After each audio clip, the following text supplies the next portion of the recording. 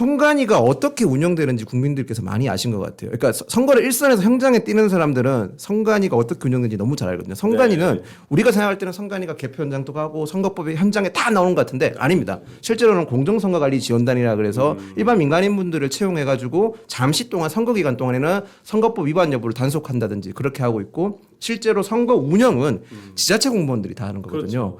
그래서 저는 사실 부정선거 주장하시는 분들한테 너무 많이 화가 나고 답답했던 게 선관위 직원들이 조작할 수 있는 상황이 아니라 만약에 선거 조작 부정선거를 하려면 네. 지방선거 공무원들 다 포섭했어야 되는 거거든요. 근데 말이 안 되는 거잖아요. 일단 그래서 네. 그 또 이번에 일련의 일들 중에 입력을 하는 그렇죠. 과정에 또그 그렇죠. 선관위 직원들. 그거는 선관위 직원이 하는 네. 거죠. 그러니까 그런 식으로 그러니까 어떻게 부실 선거가 일어날 수 있는 요소라든지 네. 선관위가 선거 관리함에 있어서의 부실 행태가 어디에서 일어나는지는 국민들께 똑똑히 알 수 있게 돼서 저는 굉장히 다행스럽게 생각하고 그리고 더 나가서 저는 일단 특검을 상설 특검 먼저 하면 된다고 생각을 해요. 네. 뭐 민주당 강봉권 띠지건 하나 가지고도 뭐 상설 특검 했으니까 무혐의입니다. 무혐의는 맞지만 네 어쨌든 민주당 분들이 그렇게 권력을 오만하게 사용했으면 이제 본인도 제대로 사용해야죠. 이 사안 같은 경우는 상설특검으로 먼저 가서 수사가 어느 정도 증거 보존이라는 게 할 수 있게끔 진행을 하게 한 다음에 부실 선거의 전반적인 실태를 다 지켜본 이후에 이제 점차 제대로 된 특검을 가게 돼서 수사에 좀 속력을 내야 되는 상황이 아니라 싶습니다. 근데 궁금한 건 지금 의혹이 많이 진짜 우리 김유영 대변인 말처럼 많이 해소가 됐으면 좋을 것 같은데 지금 올림픽공원 앞에 계신 분들이나 지금 의혹이 제가 봤을 때는 해소는커녕 오히려 더 저변이 넓어지고 있다는 느낌이 저는 들거든요. 의혹이 해소됐다는 게 아니라 네. 이런 실태가 있다. 그러니까 실태가. 제가 사실 이거 설명하기 되게 어려웠어요. 왜냐하면 일반 그 부정선거 주장하시는 분들한테 개표소 주민센터에 있는 사람들 다 선관위 직원 아니냐고 말할 때 이분들은 설득이 안 되더라고요. 왜냐하면 그분들은 표차를 중앙선거관리위원회에서 주는 표차를 차고 있으니까. 그리고 공정선거관리지원단 분들도 표차를 보면 다 선관위 표차를 차고 있어요. 그 선관위 직원 아니냐고 말했을 때 사실 엄밀히 따져서 아니라고 얘기하기는 어렵잖아요. 그런데 그렇죠. 이번에는 네. 확실히 드러났는 게 그 현장에 나와 있던 분들은 지자체 공무원들이라는 게 드러났고 공정선거관리지원단 또 민간인이라는 분인 게 알게 됐으니까 저희가 선관위와 부정선거를 주장하시는 분들의 논리 중에서 모든 사람들이 다 선관위 연루돼 있다는 걸 좀 분리할 수 있는 게 아닌가. 저는 그 말씀을 드린 겁니다. 네. 예, 그래요. 이번에 조금 좀 해소가 됐으면 좋겠다라는 생각도 들고 이번 국조특위에 이준석 대표가 또 국조특위 위원으로 들어갔더라고요. 들어갈 필요가 있었다고 생각해요. 예, 뭐 어제도 가서 정말 7년 동안 부정선거론과 싸워왔다.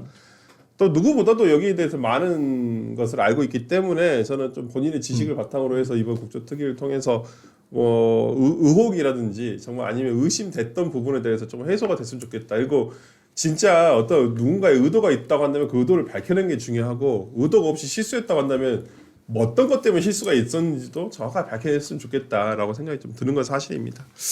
그러고 어디 보자. 오늘 보니까 선관위 진상규명위원회가 있어요. 이건 뭐냐면 선관위 자체적으로 선관 진상규명위원회가 노태학 전 선관위원장과 위철한 상임위원 등에 대한 수사 의뢰를 권고했다. 그리고 선관위 해체에 가까운 대대적인 혁신이 필요하다. 이렇게 얘기를 했거든요. 트위터라고 쓰고 있네. 진짜 수사 받으셔야 될 것 같은데. 아니 근데 근데 이게 네. 그 조사 기간이 한 열흘밖에 안 돼요. 네. 열흘밖에 안 돼서 네. 뭔가 실체적인 진실을 밝히는 데는 시간적인 물리적인 여유가 없었을 거예요. 네. 그렇기 때문에 뭐 모든 국민들께서 당연하게 생각하시는 부분들, 공감대가 이미 형성된 것들을 그대로 이야기할 수밖에 없었던 상황으로 보여진다. 네. 선관위의 해체에 가까운 대대적 혁신, 이거는 뭐 6월 3일 그날 밤부터 제기되던 주장 아니겠습니까? 네. 그렇기 때문에 이 진상규명위원회가 밝히는 것은 전 한계가 있다라고 보고 네. 아까 상설특검 말씀하셨는데 상설특검은 그냥 법무부 장관이 임명하면 되는 거 아니겠습니까? 지금 가장 빨리 할 수 있는 부분은 뭐 합동수사본부가 발족을 했습니다만 상설특검을 선제적으로 좀 임명을 한 다음에 향후에 그 국회 차원에서 여야 합의로 임명된 특검, 추천을 통해서 임명된 특검에게 그동안에 수사해왔었던 기록을 넘겨주는 그러한 수순을 밟는 게 낫지 않나라는 생각을 하고요. 저는 사실 선관위 관련된 뉴스를 하나하나 다 따라가기도 힘들 정도로 지금 너무나도 많은 의혹이 나오고 있어요. 아까 변호사님께서 말씀하신 게 1일 1 의혹이라고 하셨는데 각 언론사마다 단독으로 보도를 하고 있는 것들을 합쳐보면 네. 하루에 뭐 대여섯 개, 많게는 10개 이렇게 되거든요.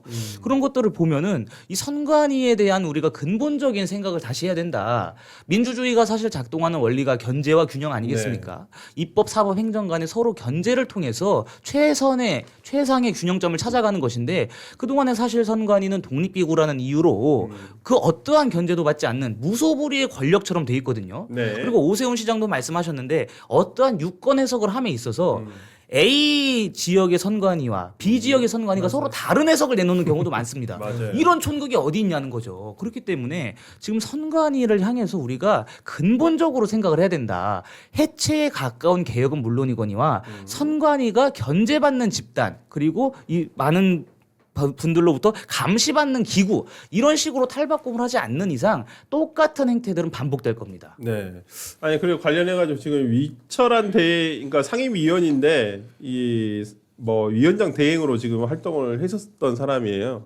이분이 이재명 대통령의 밥 친구로 유명한 신부. 동기 아니었나요? 네, 사법연수원 동기이고 그때부터 친했다라고 합니다. 이분은 제가 알기로는 대한변협 회장도 하셨었어요. 경기도 변협 회장도 하셨고.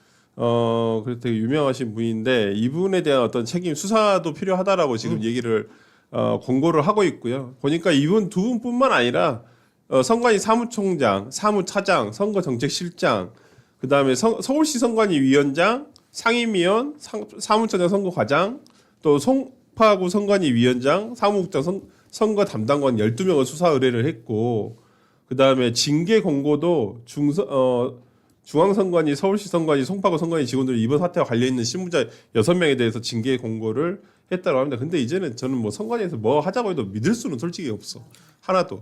저는 당장 그걸 하고 계신 분들은 깨끗하신지 이분들도 수사 받아보셔야 그러니까 내가 되는 봤을 때 거 맞아요. 모르겠어요. 진짜 그 말씀이 맞는 것 같아요. 그러니까 선관위 이번에 구조적으로 개혁을 안 하면 안 되는 게 제가 이번에 캠프를 뛰어본 게 10번째더라고요. 10번째 뛰면서 그러니까 제가 처음에 캠프 뛰었을 때 인수인계 받은 게 뭐냐면 선관위랑 통할 때는 무조건 녹음해야 된다. 말 바뀐다. 그리고 아까 신조호 대변께서 말씀하신 대로 시선관위, 중앙선관위, 각 구선관위마다 다 유권 해석을 다르게 하거든요. 네. 이 이유가 왜 그러냐면 지금 선관위는 선거법을 유권 해석할 수 있는 거의 유일한 기관이거든요. 그렇죠. 그렇기 때문에 선관위가 굉장히 막강한 권한을 휘두르고 있는 상황이거든요. 거기다가 우리 선거운동이 포지티브 규제 형식입니다. 그렇죠. 할 수 있는 것만 할 수 있게 돼 있고 그러니까 법상 조항분상 네. 할 수 있는 것만 돼 있고 못하는 건 못하게 돼 있거든요.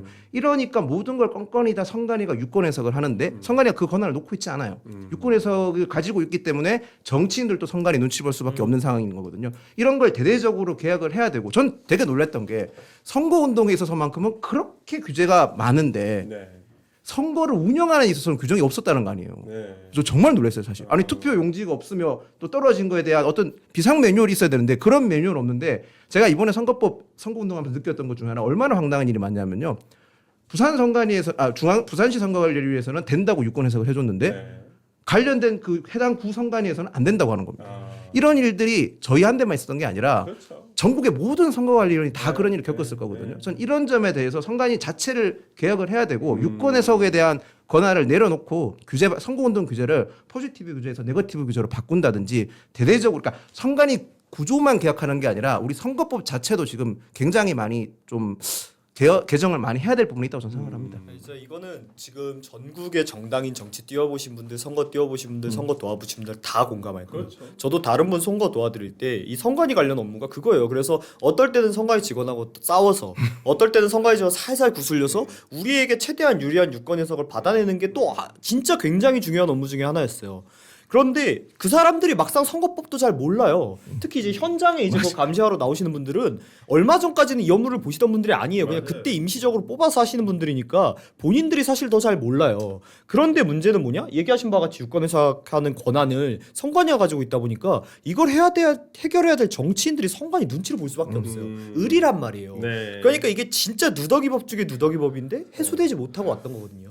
그래서 이 근데- 김에 우리나라 선거법 자체에 대한 개혁도 그러니까 필요합니다. 저는 지금 결국엔 우리가 다 말하는 게 그런 거잖아요. 그 선관위 개혁해야 된다. 선거법 고쳐야 된다. 그러니까 그거는 모두가 다 동의를 해요. 근데 지금 민주당에서는 이 기회에 또 대법관 증언해가지고 상근 선관위원장을 놓자 이렇게 얘기를 하고 있거든요. 그러니까 결국에는 본인들이 원래 하고 싶었던 그 대법관 증언에 이걸 태우는 거예요. 이 이슈를 태우는 거예요. 그러니까 그리고 심지어 어떤 얘기까지 나오냐면 개헌 그래서 개헌을 해야 된다.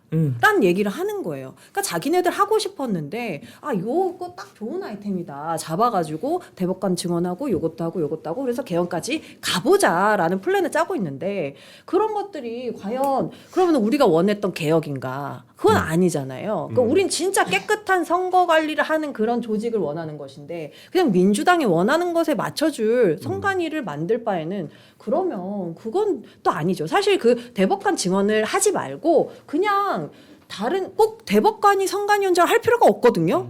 사실 그걸 그 틀을 깨면 돼요. 그 틀을 깨야지 그게 개혁인데 그 틀 안에서 자꾸 자기네들이 원하는 바를 넣고자 하니까 저는 그런 부분이 우려가 되는 거죠. 그래서 사실은 개혁신당이든 국민의힘이든 그런 부분에서 자꾸 이 브레이크를 걸어야 되는 거거든요. 그렇다고 생각하세요. 네, 그러니까 그냥 개혁하자. 보다는 네. 이제 민주당이 원하는 개혁보다는 진짜 우리가 원하는 국민이 원하는 개혁으로 가는 게 맞는 것 실제로 같아요. 제가 이 방송에서 저번 주에서는 안 했는지 모르겠는데 타 방송에서 이 사태가 처음에 있자마자부터 네. 얘기를 했던 건데 이 선관위 개혁하려면 개헌을 해야 돼요. 규정이 그렇게 되어 있어요. 헌법 그렇죠. 조항에 네, 박혀있기 할수 때문에. 없지. 그럼 그거 개정할 때 분명히 거기다 하는 김에 뭐 하자고 얻는 애들이 있을 거다. 네. 그게 이 사태를 정치적으로 이용해 먹으려는 사람들이다. 국민 여러분 지켜보시면 누가 이용해 먹으려는지 명명백백하게 알 수 있을 거다. 이랬는데 벌써부터 시동을 걸기 시작하네요. 그러면. 네. 아니 그래서 지금 국민의힘에서는 사전투표제를 폐지하고 본투표율을 이틀로 늘리는 내용의 공직선거법 개정안을 발의를 했어요. 이 법안에 지금 한동훈 의원도 공동 발의자로 참여를 했습니다. 그래서 국민의힘 소속 의원들이 중심이 된 연구 모임 가입에 이어서 점점 이 국민의힘 의원들과 어떤 입법 발의도 지금 공동으로 하고 있어서 어떤 조금 뭐 접점을 굉장히 넓혀가는 거 아니냐. 이렇게 지금 해석을 하고 있는데 뭐 이 내용 자체는 뭐 사전투표제 폐지하고 본투표율을 좀 이틀로 늘려보자라고 하는 거예요. 그래서 또 부재자 투표제를 재도입하는 걸로 여기 얘기가 되고 있어서 뭐 이 부분 내용에 대한 것뿐만 아니라 어떤 한동훈 의원의 어떤 공동 발의 이런 것들 김영은 대변인 한번 설명 좀. 그러니까 해주세요. 지금 이제 한동훈 의원님이 사전투표제 폐지하는 거에 대한 거는 이게 이번에 그런 게 아니라 오래전부터 법무부 장관 시절부터 사전투표제 폐지에 대해서 말씀들을 네. 많이 하셨거든요. 네. 그러니까 사전투표제가 굉장히 편리한 제도인 건 분명합니다. 그렇기 때문에 투표율이 굉장히 높아져 왔지만 하지만 구조적인 모순이 있습니다. 뭐냐면 사전투표와 본투표 기간이 길다 보니까요. 네. 사전투표에 투표하신 분들이 사전투표 이후에 발생했던 어떤 정치적 현안이나 이슈를 자신의 정치적 의견을 개지를 못하게 되는 상황이 그렇죠. 발생한 거죠. 그렇기 때문에 차라리 본투표 기간을 늘려서 최대한 국민의 민의가 제대로 반영될 수 있게 하자는 게 이 발의의 취지고요. 더 나아가서 그러면 국민들이 사전투표에 익숙해져서 불편함을 겪을 수도 있는 거 아닙니까? 그래서 오히려 네. 부재자 투표처럼 사전에 등록을 하면 자신이 미리 난 본투표 날 투표하기 힘들 것 같아. 그럼 부재자 투표를 신고를 미리 하면 충분히 좀 편한 날짜에 할 수 있게 그런 지금 제도를 만들고 있는 상황인 거거든요. 그러니까 이게 좀 어떤 분들 일각에서 그런 의혹을 제기하더라고요. 한동훈 의원이 네. 지금 이 부실 선거 사태에 관련해서 오히려 좀 국민의힘 강성 지지층의 눈치를 보는 거 아니냐라고 하시는데 그런 건 전혀 아니고 오래 전부터 생각하셨던 신념이었다는 걸 말씀드리고 싶고 그리고 더 나아가서 이제 국민의힘 소속 의원들 연구 모임 같은 거는 원래 되게 이제 이게 사실 한동훈 의원이 당선됐을 가장 큰 의미가 이거라고 봤거든요. 현역 국회의원이 되게 되면 자연스럽게 의원들과 교류할 수 있는 거지 않습니까? 그 효과가 나타났다고 봅니다. 최근에 네. 이인선 의원이랑 또 되게 가깝게 소통을 하고 그리고 특히 저는 이제 김기현 의원의 연구 모임 주도하고 있는 연구 모임에 같이 이제 들어가게 된 거거든요. 네. 김기현 의원이 가지고 있는 상징성이 전 굉장히 크다고 봅니다. 대표적인 친윤 의원이었었고 네. 거기다 전직 당 대표셨지 않습니까? 그런 김기현 의원이 한동훈 의원과 연구 모임을 같이 하게 됐다는 것은 한동훈 의원이 앞으로 보여줄 국민의힘 의원들과의 접촉면이라든지 그리고 더 나아가서 의정 활동의 방향성 같은 것도 좀 충분히 보여주는 거라서 앞으로 좀 더 잘 지켜봐 주시면 될 것 아니 같습니다. 근데 이제 지금 개혁신당의 이준석 대표는 사전투표 폐지하게 되면 오히려 보수 진영에 유리하다고 평가를 받는 지금의 2030 청년 세대층 등의 어떤 투표율이 낮아지면 오히려 더 손해인데 여기에 대해서 사전투표 폐지하면 어떡하느냐라는 어떤 비판도 있거든요. 이거 부분은 문성호 대변인. 저희 대표 의견하고 별개로 네. 저는 원래는 방금 얘기하신 것과 같이 사전 투표가 시작됐을 때하고 실제 투표까지 시간의 간극이 있기 때문에 이게 좀 올바른 민의가 반영되지 않는다라는 네. 점에서 사전 투표가 좀 조정될 필요가 있다고 네. 원래 지론이었어요. 네. 이전 방송 혹시 보시면 아시겠지만 네. 그런데 지금 타이밍에서 이건 지금 옳지 않다라고 보는 거예요. 왜냐하면 지금 이 사전 투표라는 게 우리가 생각했을 때는 뭐 이런 문제점이 있어서 쭉 연구를 해왔다가 마침 이 타이밍에 꺼내놓은 거지만 국민들이 보시기에는 흔히 얘기하는 부정선거 음모론하고 엮일 수밖에 없는 거거든요. 네. 장동혁 대표가 비판을 이번에 올공시에 가서 비판을 받았던 게 가장 큰 게 뭐냐면 네. 이 사전선거 폐지 팻말을 들고 있었던 거예요. 왜냐하면 이번 사태가 사전선거 내에선 문제가 생긴 게 아니에요. 본투표에서 문제가 일어났어요. 그리고 그 밑에 수개표 들고 계셨는데 개표에 문제가 있었던 게 아니라 개표 후에 입력에서 문제가 있었던 네. 거라고요. 그러니까 지금 여기에서 기존의 어떤 부정선거를 주장하시던 분들이 이야기하시던 방법론하고는 전혀 다른 방향으로 개판이 났단 말이에요. 아. 근데 거기에다가 이런 얘기를 얹으면 우리가 앞서서 얘기한 것처럼 이거 헌법 개정할 때 말 얹으면 이게 이용하는 거다라고 얘기한 것처럼 네. 지금 여기에다 사전 투표를 끌어다가 이 타이밍에 꺼내놓으면 이게 오염된단 말이죠. 이게 뭔가 국민들의 지금 바라는 민의하고 다른 방향으로 꺾일 수가 있어요. 네. 혹은 그렇지 않더라도 이런 걸 추진하는 분들이 그런 오해를 살 수 있어요. 그래서 저는 타이밍적으로 안 좋았다고 봅니다. 물론 전 충분히 논의되어야 될 일이라고 생각을 해요. 근데 지금 우리가 중요한 거는 이 타이밍에 이 선관이라고 하는 조직을 개혁하는 거에 좀 더 방점이 찍혀야 되는데 이렇게 되면 이야기가 이 동력이 저는 좀 흩어진다고 보거든요. 그래서 좀 적절치 않은 타이밍이었다 이렇게 생각합니다. 그러니까 우리가 보통 수요일에 투표를 하게 되면 네. 그 전주에 금요일, 토요일 이렇게 사전 그렇죠. 투표를 하잖아요. 네. 근데 만약에 그 다음 주 선거 이틀 전인 월요일쯤에 이재명 대통령의 형수 욕설 영상이 공개가 됐다고 가정을 해보자는 네. 거죠. 그러면 이재명 대표를 찍었던 전국의 수많은 형수들은 그 표를 돌이키고 싶을 거예요. 네. 그런데 찍었다고 발음하신 거죠? 아니, 그러니까 이재명 아니라. 대통령을 찍은 전국에 계신 형수님들이 네. 형수 욕설이 공개되니까 네. 아, 이러한 도덕성을 가진 후보를 대통령으로 세울 수 없다라는 심정으로 그 표를 돌이키고 싶을 텐데 그게 불가능한 거 아니겠습니까? 네. 그렇기 때문에 모든 후보들한테 선거운동 기간이 오롯이 보장이 되어야 된다라는 측면에서 저는 사전 투표가 없어져야 된다고 보고 네. 두 번째는 아직까지는 사전 투표 이송 과정에서 사고가 없었습니다. 네. 하지만 사고의 가능성도 있는 거예요. 미국 같은 경우에 지금 우편 투표를 하게 되는데 그렇죠. 그 지난 미국 대선에서도 보면 우편 투표함이 통째로 불이 난 네. 지역들이 몇 개 네. 있어요. 네. 그 정도로 사전 투표한 그 투표 용지를 옮기는 이송 과정에서 무언가 사고가 나가지고 그 표가 완전히 통째로 사라져 버리면 공중분해돼 버리면 그만큼의 유권자들의 생각은 없어지는 거 아니겠습니까? 그렇죠. 그렇기 때문에 사고의 가능성 이번에 투표용지 부족 사태를 보세요. 사고가 날 수 있는 거예요, 충분히. 그 사고의 가능성 그리고 선거운동을 오롯이 담보한 다음에 투표에 임해야 된다라는 두 가지 측면 때문에 저는 사전 투표를 없애야 된다고 보는데 문성호 대변인 말씀에 저는 공감을 해요. 근데 그것을 우리가 지금 꼭 해야 되느냐? 타이밍이 지금 타이밍은 저는 아니라고 봅니다. 그래요? 선관위의 근본적 개혁을 먼저 한 다음에 네. 이 선거 시스템의 정비가 이루어진 다음에 사전 투표 폐지를 논해야지 그 진정성이 더 담보가 된다라고 네. 봅니다.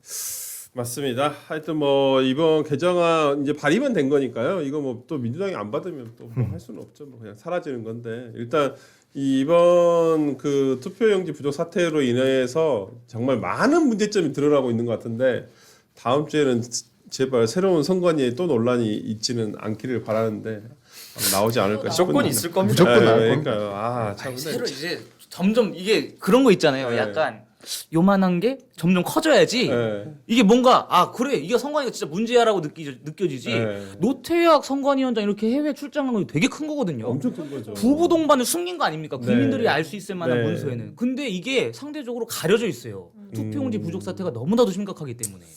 도파민을 좀 채워줄 만한 아마 국정조사와 수사가 아마 종합적으로 이루어지다 보면 분명히 이거 문제가 될 거라고 생각을 합니다. 그리고 이 사태를 봤을 때 이 선관위 애들이 얼마나 세상을 만만하게 봤냐면 숨기려고도 안 했어요.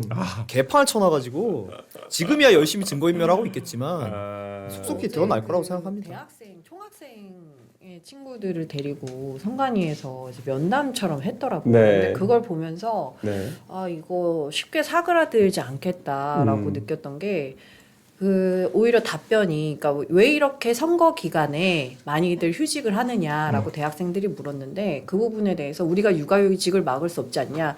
너희들도 취직해보면 안다.